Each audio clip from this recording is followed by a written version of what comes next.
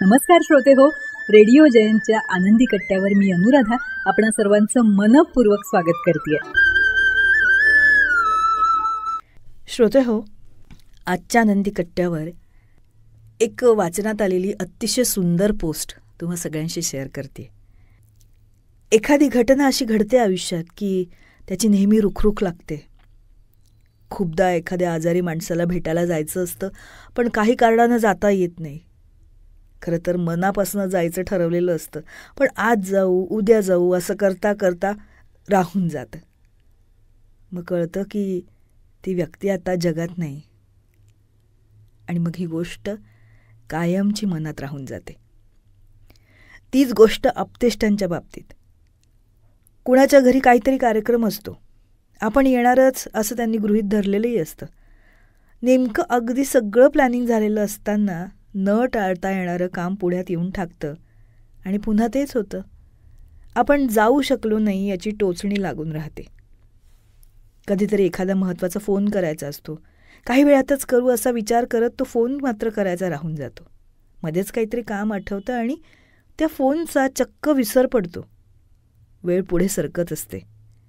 परत परत वाटतं की चुकलंच आपलं, ही गोष्ट आधी करायला हवी होती. पुन्हा चुटपुट. असंच घरातल्या ज्येष्ठ व्यक्तींच्या बाबतीतही होतं. नकळतपणे त्यांनाही आपण गृहीत धरतोच की आपला थोडासा वेळ हवा असतो फक्त त्यांना. पण ढिगभर कामाच्या डोंगरात आपण स्वतःला इतकं बुडवून घेतो ना की इतकी क्षुल्लक गोष्ट लक्षातच येत नाही आपल्या. आणि महत्त्वपूर्ण हे नातं दृष्टीआड कधी होतं हेही कळत नाही. मग कधीकधी गरज नसताना गैरसमजही वाढीला लागतात. आपलीच माणसं दुखावतात, दुरावतात. ही महत्त्वाची वेळ मात्र मुठीतून वाळूसारखी निसटत जाते. पुन्हा पुन्हा आपण स्वतःला बजावतो की इथून पुढे नाही असं वागायचं, पण पुन्हा ये रे माझ्या मागल्या. आता हे काही कोणी मुद्दामून करत नाही, पण तणाव आपलं काम बरोबर करत असतो. इतकं सगळं करूनही निराशाच पदरी येते.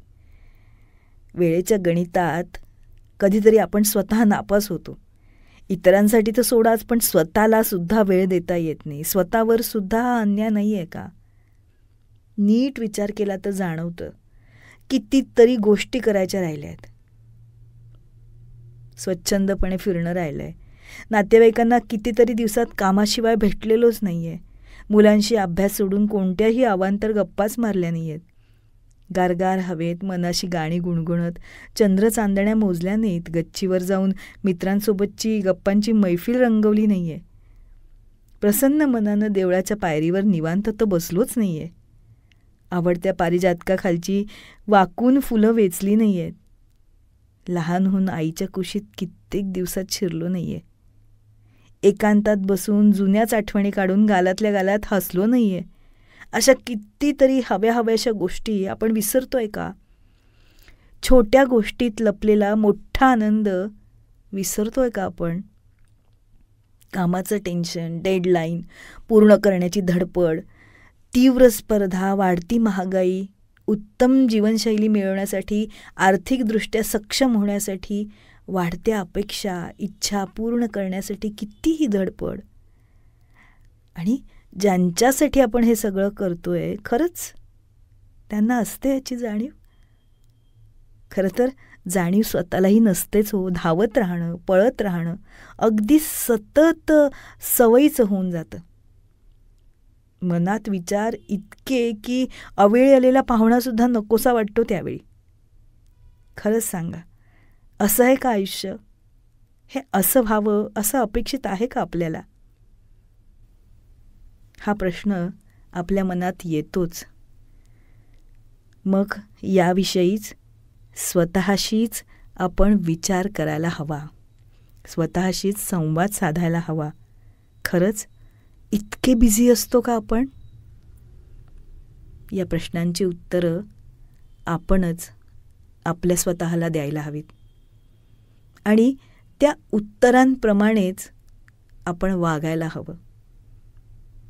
मग बघा आयुष्यातले बदल किती सहज घडतात आणि आनंदही किती सहज मिळतो ते. तेव्हा श्रोते हो, हा होता आनंदी कट्ट्यावरचा आजचा सुंदर विचार. तुम्हाला तो कसा वाटला याविषयीची तुमची कमेंट बॉक्समध्ये नक्की लिहा. आणि त्याचबरोबर रेडिओ जयंतचे दर्जेदार कार्यक्रम ऐकण्यासाठी रेडिओ जयंत लाईक करा, शेअर करा आणि सबस्क्राईब करा. रेडिओ जयंतचं सबस्क्रिप्शन फ्री आहे. आणि त्याचबरोबर नोटिफिकेशनसाठी बेल आयकॉनवर क्लिक करायला सुद्धा विसरू नका.